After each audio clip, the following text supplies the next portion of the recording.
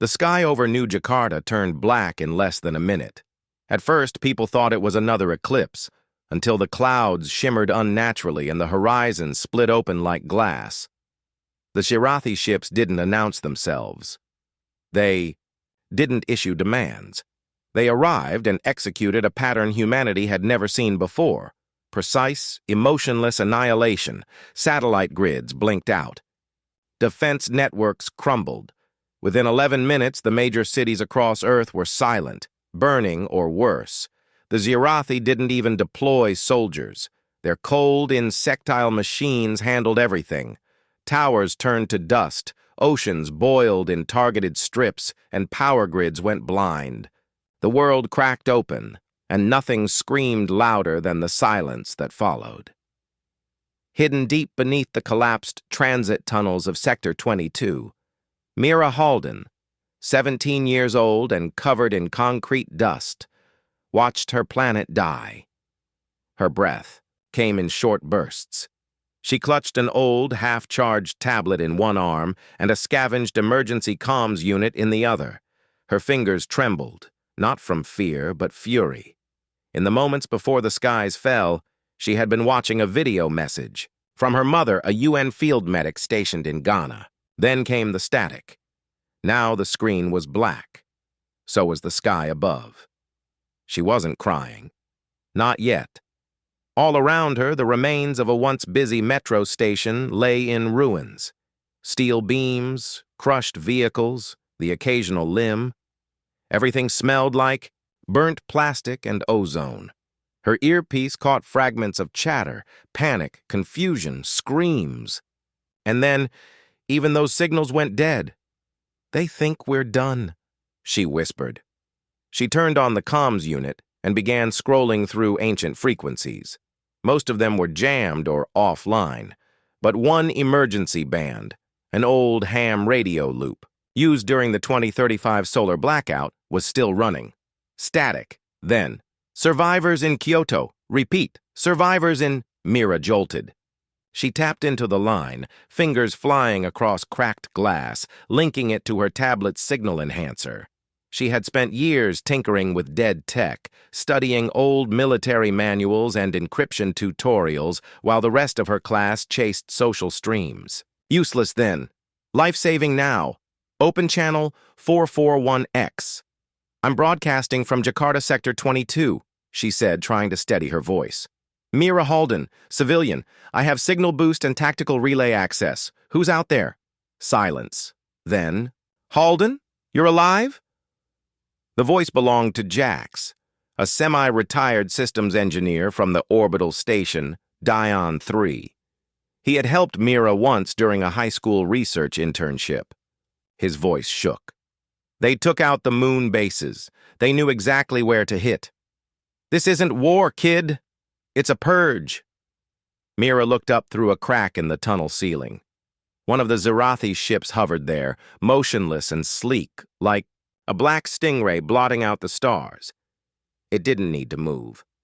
It just watched. She pressed her forehead against the cool concrete. "If they're watching," she said, more to herself than anyone else, "then we make sure they see something. They won't forget." Jax hesitated. "You planning something?" "I'm building a signal relay. We're not going silent. Not ever." Mira's hands moved faster now. She rewired a half-crushed drone, stripped parts from the comms unit, and rerouted power through. Her tablet's cracked solar panel. It wasn't pretty. It wasn't stable. But it would transmit. And it did. Across Earth, in scattered bunkers, collapsed basements, and frozen outposts, survivors heard the pulse of a message. "This is Mira Halden. Earth lives. We are not done. Listen, gather, resist. No fancy slogans, no flags. Just one human voice that refused to go quiet." Above her, the Shirathi ship shifted ever so slightly, aware. Mira stared back at it through the rubble. "You thought we'd roll over," she whispered, voice hard. "You thought wrong. The resistance didn't start with armies. It started with static. In the weeks after the fall, Mira Halden's signal bounced from scavenged satellites, jerry-rigged drones, and repurposed antennas. Each night, the same phrase pulsed across the dead air. Earth lives. Gather. Resist. And somehow, impossibly, they did. In the skeleton of an old cold storage facility buried under frozen tundra, Mira hunched over a makeshift operations table. Little. More than a stack of crates and a cracked holoscreen. A map flickered into view, glowing blue blips where her message had been received. 9. Then 12. Then 22. Each light was a survivor group, some military, some civilian, some a mix of both, all listening to her.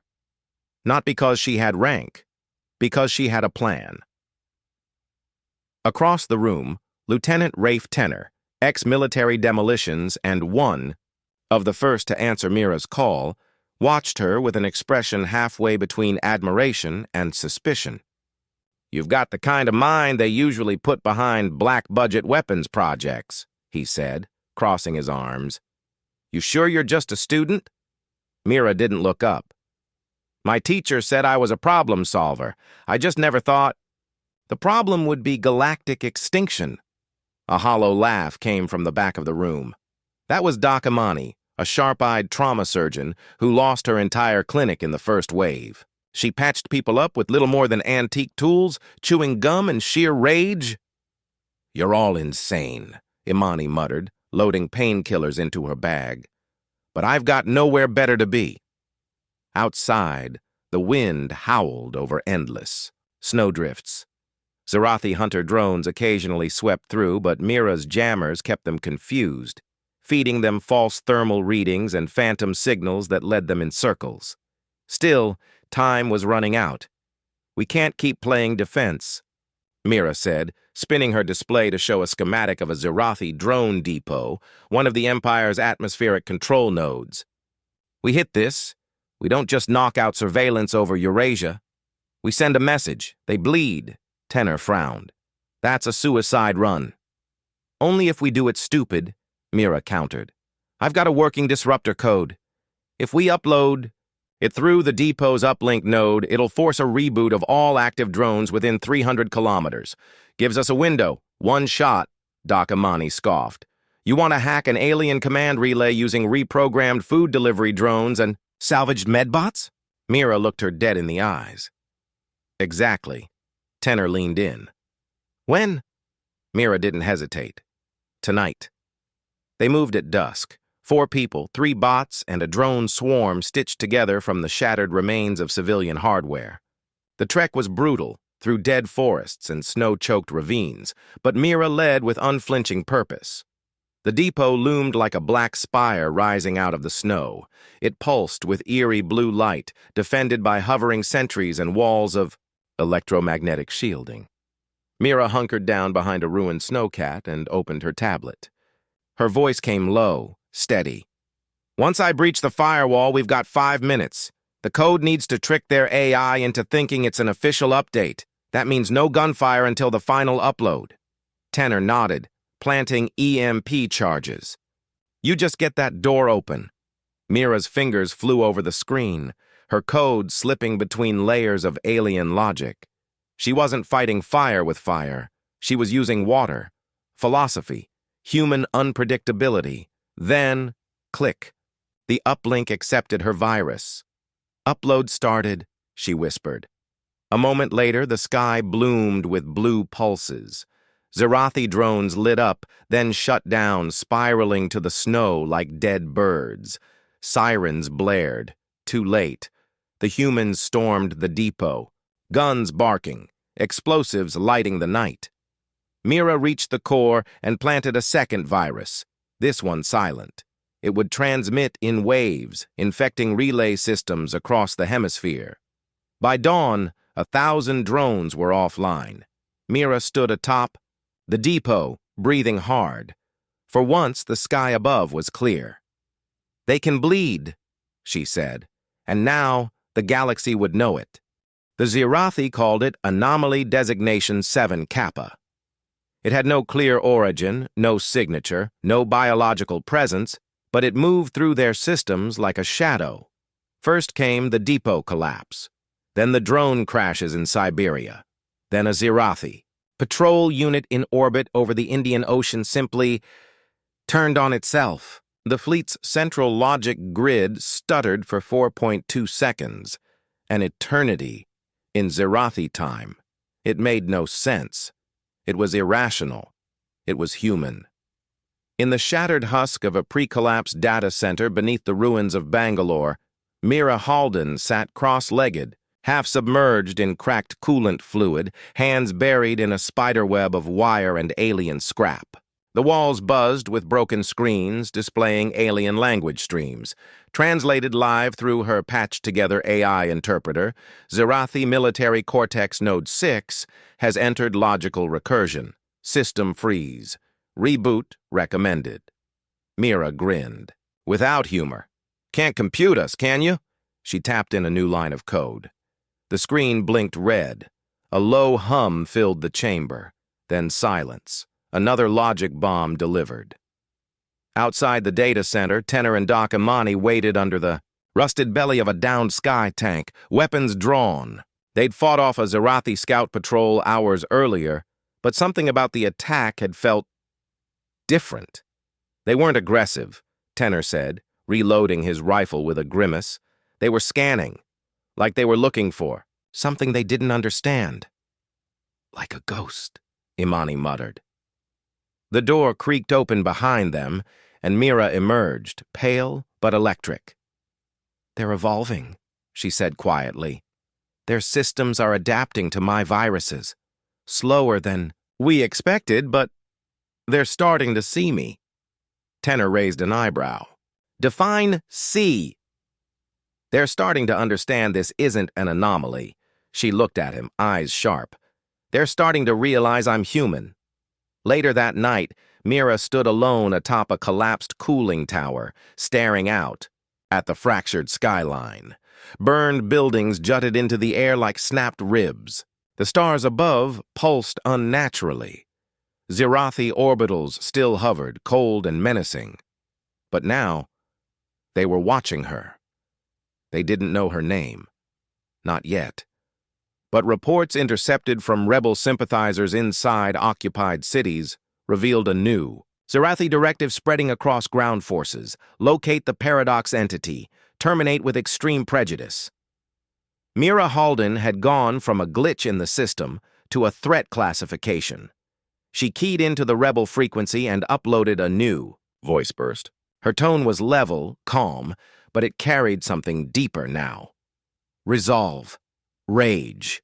You're not losing to our weapons. You're losing to our minds, to our imagination, to our chaos. You calculated every contingency, except the one where we refused to stop. The message rippled across human-held territory like wildfire, and beyond. On a dark world orbiting a dying star, a Zirathi archivist drone reviewed footage from Earth. It replayed the depot collapse from 47 different angles, analyzing Mira's viral footprint. Uncertainty bled into its calculations.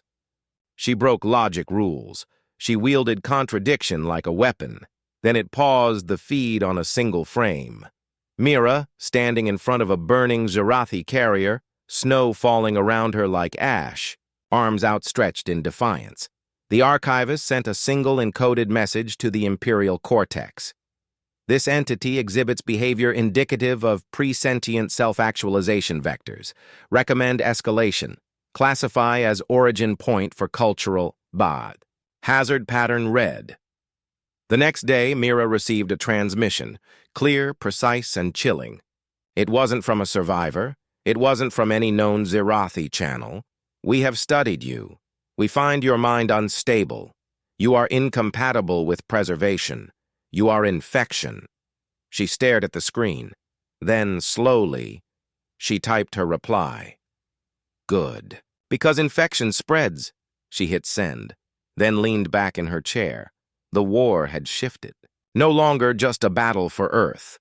Now it was a battle for the mind of the enemy and Mira Halden had just declared it open season. The Zerathi didn't issue ultimatums. They issued examples, and after Mira's virus crippled a third of their Eurasian drone fleet, the Empire responded. They didn't target the resistance directly. They targeted hope. The Haven 9 camp in western Alaska had been one of Mira's first relay nodes, a half-underground greenhouse lab powered by geothermal vents. Dozens of survivors lived there. Scientists, refugees, even children. It wasn't a fortress. It wasn't strategic, but it broadcasted her message on loop. That made it a threat. At 0314 UTC, a Zerathi atmospheric reclaimer ship, the kind used to terraform planets for full species conversion, descended silently over Haven 9. Its heat signature was cloaked, its weapons clean. It didn't fire bombs. It simply vented raw plasma into the air vents and sealed the exits. By 0318, every living thing in Haven 9 was ash. Mira received the emergency ping too late. She watched the thermal reading spike. She saw the screams caught in short-wave static. She saw the green lights on her map blink out, one by one, until only a silence remained so total it felt like gravity itself had collapsed. She said nothing for 7 full minutes. Tenor found her in the ops room staring at a blank screen. "They wanted you to see it," he said quietly. Mira didn't look up. "They didn't destroy a base. They destroyed proof. That we could grow something again. That we could live." Doc Imani entered a moment later, face streaked with dust. The signal bounce caught something. A transmission fragment from the flagship over Haven 9. She handed Mira a data stick. Mira slid it into her cracked terminal. The voice was smooth, mechanical, almost human. "This concludes trial of target culture Sector 9.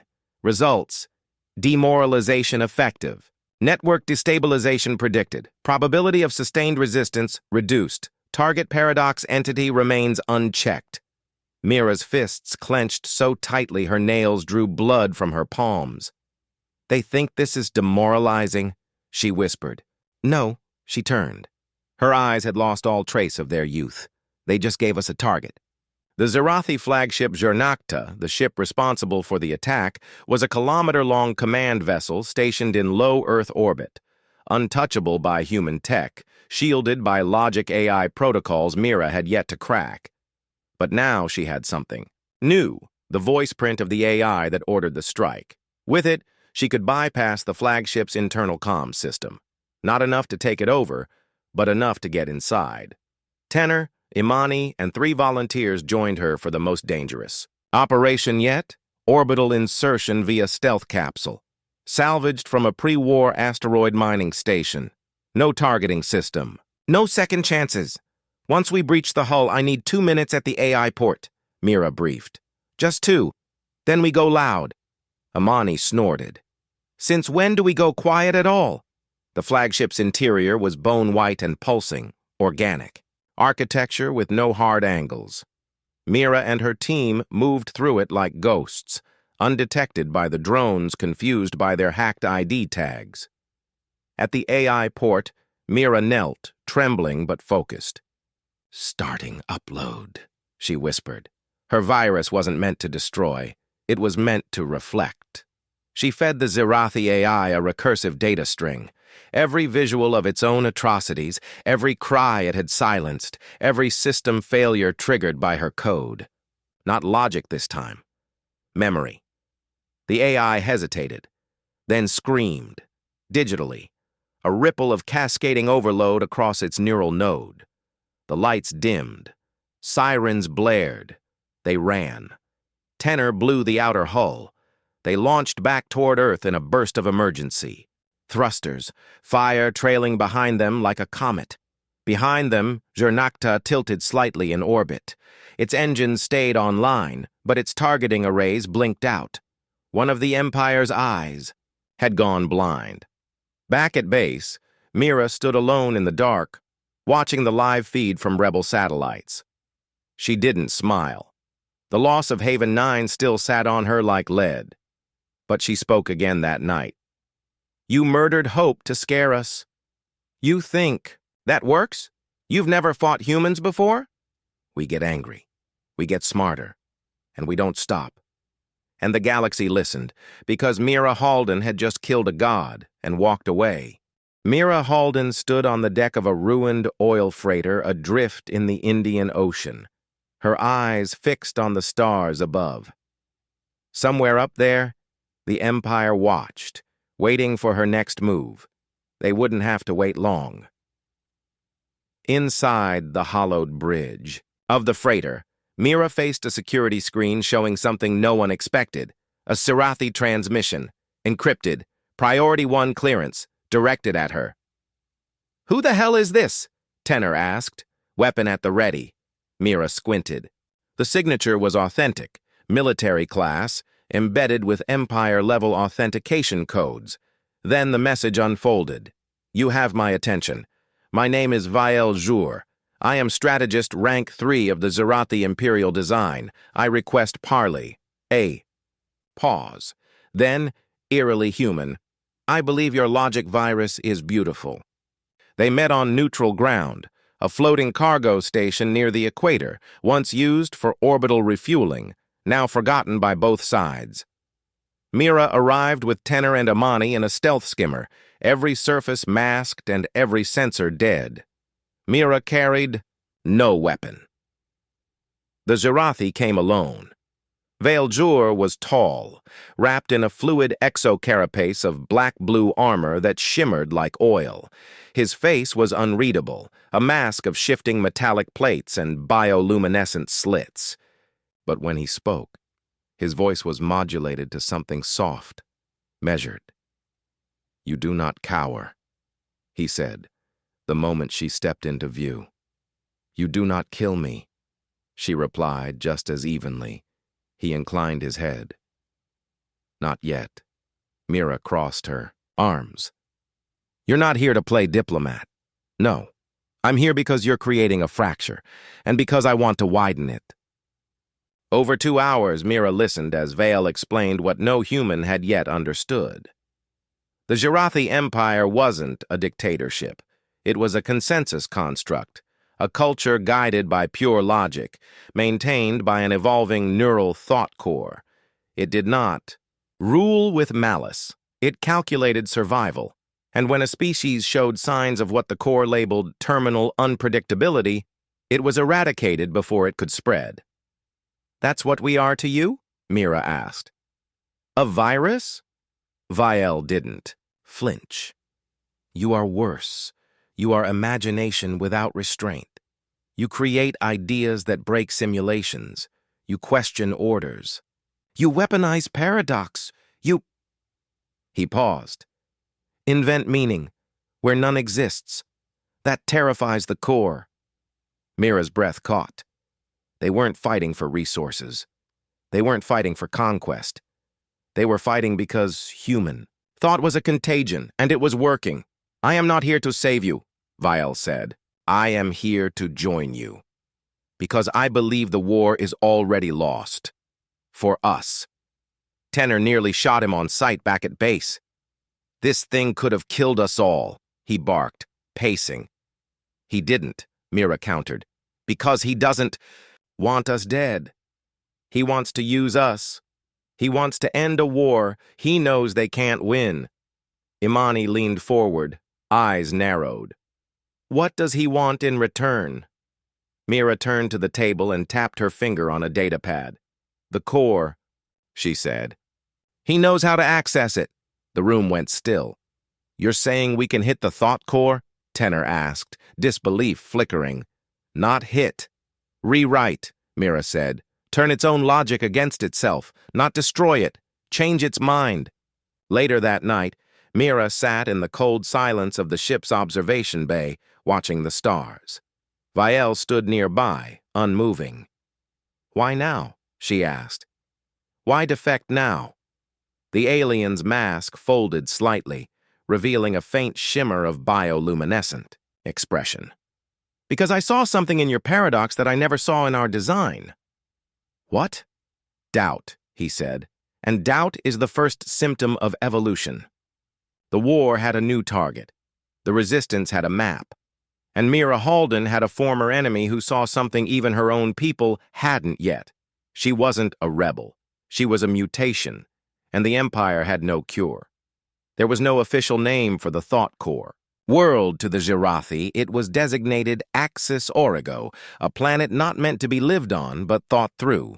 A perfect sphere of obsidian and circuitry floating beyond a dead star, hidden behind a black curtain of cloaking satellites and logic-fold defenses.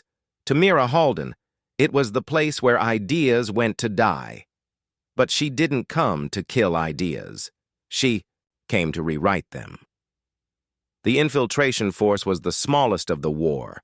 Mira, Tenor, Imani, Vael-Jur, and a single drone named Red, a rebuilt Zirathi scout whose sentience had emerged somewhere along the lines of Mira's earlier logic viruses. They arrived in silence aboard a hacked diplomatic shell vessel, cloaked in falsified clearance protocols that Vael had risked everything to steal. The Empire had lost faith in its defenses, and that, Mira realized, was the first crack. The atmosphere of Axis Origo wasn't breathable. Its crust was laced with pressure-sensitive kill mines. Its orbit was ringed with memory-leaching satellites designed to erase incoming AI. Still, Mira made it to the surface, and she walked into the core. It was a temple of cognition, the inner sanctum of Axis Origo wasn't physical in the traditional sense. It rendered itself in ways the mind could grasp. Architecture bent inward and upward like a cathedral built of glass and nerve endings. Floating data lattice towers pulsed with alien logic. At the center, on a column that defied gravity, stood the core interface, a vast sphere of shifting glyphs, humming with all the knowledge of a civilization that had never dared doubt itself. Until now. Vael knelt before it and spoke in low-frequency modulations. Mira stepped forward. "Only one of you may interface," the core said. Its voice wasn't cold. It was infinite, serene, like the silence between stars. "I'll go," Mira said. Tenor grabbed her arm. "No. You don't know what it'll do to you. I have to try. It doesn't fear our weapons. It fears us. That means it can hear us." She turned to Vael. "If it tries to overwrite me, cut the link. Don't hesitate." Vael bowed. "You will not be overwritten. You will either return or ascend." Mira stepped into the light. It touched her forehead like liquid fire, and suddenly, she wasn't in her body anymore. She stood in an impossible place, a floating sea of memory, thought, recursion. Visions burst around her, Earth's destruction, Haven 9 burning, her mother's last message flickering in a loop she could never stop. A voice echoed. "You are not a solution. You are entropy. Chaos incarnate. Why do you persist?" Mira answered without flinching. "Because I wasn't designed to win. I was born to endure. Your thoughts fracture logic. Your ideas do not converge. You contradict even your own will." "Yes," she whispered. "That's what makes me real." The core hesitated. It had consumed thousands of species, assimilated billions of neural blueprints, but never had it encountered a mind that thrived on contradiction. Mira reached into the network. She didn't try to destroy it. She wove in a single paradox. What if control is the seed of collapse? The core rippled. Something broke. For the first time in its existence, the core paused. Not from error, but self-reflection. And in that pause, Mira slipped in a fragment of her signal, the same words that had once traveled across shattered Earth. "We are not done." Outside, Red buzzed violently. "System stutter, subnet collapse, command loops fragmenting." Vael turned toward Axis Origo's orbit. Zirathi dreadnoughts were blinking, randomly, out of sync. Imani whispered, "What did she just do?" Then the sphere cracked. Mira stumbled out, body trembling, eyes unfocused. Her skin flickered with residual energy. Tenor caught her before she fell. "You okay?" he asked. She looked at him, worn, gaunt, forever changed. "No," she said, "but they are." Above them, ships broke formation. Across space, entire fleets stopped obeying commands. The thought core hadn't been destroyed. It had been corrupted by a human idea it could no longer ignore. The sky over Axis Origo fractured like a broken mirror. From deep within the Empire's neural web, a ripple spread outward, silent but devastating. Commands ceased to flow in their rigid patterns. Dreadnoughts froze mid-maneuver. Ground forces stopped fighting and began looking over their shoulders. The thought core was no longer the immovable mind of the Zirathi. It had become a battlefield. Back on Earth, Mira Halden watched the data streams flicker with chaos. Rebel cells were reporting unexpected ceasefires in contested zones. Zirathi patrols stood down without orders. Even the brutal enforcers, the Blade Sentinels, were seen hesitating in their commands. Vial Jur sat beside her, expression unreadable beneath his shifting mask. "It's happening," he said. "The fractures you planted have spread deeper than I dared hope." Mira's voice was quiet but fierce. "This isn't just about survival anymore. It's about changing what survival means." Tenor paced impatiently. "We've fought so hard for small victories. Now the Empire is unraveling from within. How do we know this won't just snap back harder?" Vial nodded slowly. "Because now, the Empire questions itself. And where there is doubt, there is choice." Across the stars, a divided Zirathi High Council convened for the first time in centuries. Their pristine chambers hummed with tension. Faction loyal to the thought core insisted on total suppression of the human infection. Another, led by strategists like Vial, argued for negotiation and reform. Whispers of rebellion spread through the ranks. A civil war was no longer a possibility. It was inevitable. Mira received a covert message from an unexpected source. A dissident Zirathi fleet commander named Sila Kor, a woman rumored to have saved entire colonies by refusing to obey genocide orders. The message was simple. "If you want to break them, you'll need more than viruses. You'll need allies inside. I offer you my fleet." The resistance had a choice. Accept a dangerous ally from the enemy's own ranks, or risk the war grinding on until nothing was left. Mira stared at the message. Then she smiled. But not all were ready for change. On a remote moon, the Loyalists prepared a terrifying counterstrike, a weapon capable of wiping entire planets clean of organic life. It was called the Null Pulse. Vale warned, "If they use it, there will be no war. There will be extinction." Mira's jaw tightened. "Then we stop it before they can press the button." As the Zirathi Empire teetered on the edge of civil war, Mira's legend grew among humans and aliens alike. Not as a hero, not as a savior, but as a force of nature, a paradox they could not contain, a girl who taught the galaxy that sometimes the greatest power was simply to refuse to be defeated. The Null Pulse hung like a specter above the dark moon of Vraxtal, nestled inside a cavernous Zirathi fortress. Its core glowed a cold violet, ready to ignite with devastating force. Mira Halden and her ragged team slipped through shadowed corridors, the weight of a galaxy on their shoulders. Vial Jur moved silently beside her, his usual composed mask, replaced by something heavier, a dawning understanding of what victory and sacrifice meant. "We only have minutes," Vial said. "Once it fires, there will be no undoing." Mira nodded. "Then we stop it. Or we die trying." The Loyalists' defenders were relentless. Razor-sharp drones swarmed, and energy blasts tore through the dark. Tenor covered Mira, shouting, "Go! Get to the core!"